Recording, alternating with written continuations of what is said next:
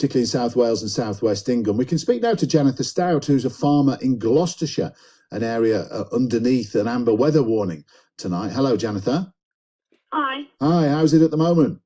Oh, it's fine, thank you. I actually live quite high up on the Cotswolds. There's a sprinkling of snow. It's just starting to snow now, but we haven't got very much at present. Right. It's very cold. Most of us, certainly I curse the snow, I hate it. But actually for you, it's no bad thing as an arable farmer. How does that work? No, the cold weather can be very beneficial to farmers. I mean, there's several ways. It tends to stop, this cold weather stops the nitrogen which we apply to the crops in the autumn from volatilizing.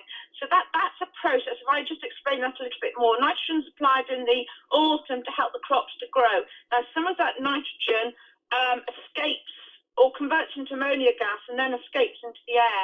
That happens when soils are warm and moist. So when soils are very cold, that's reduced.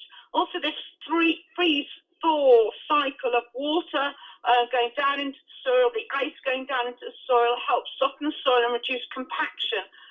Soils get compacted with heavy machinery driving over them. We obviously don't want compaction because we want the roots to be able to grow deep down into the soil.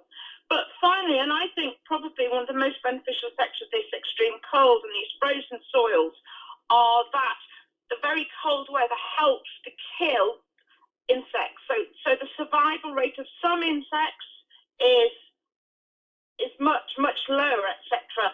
So then we hope that will be less insect pressure on some of our crops in the spring. Right. Happy days then. Well, fingers crossed, I hope so. As long as it doesn't go on for too long. No, Yes. I think it's going to get bad overnight. Hunker down, Janatha. Good to talk to you. Thank you. Okay, good to talk to you. Bye. Thank you, Janatha Stout. They're a farmer in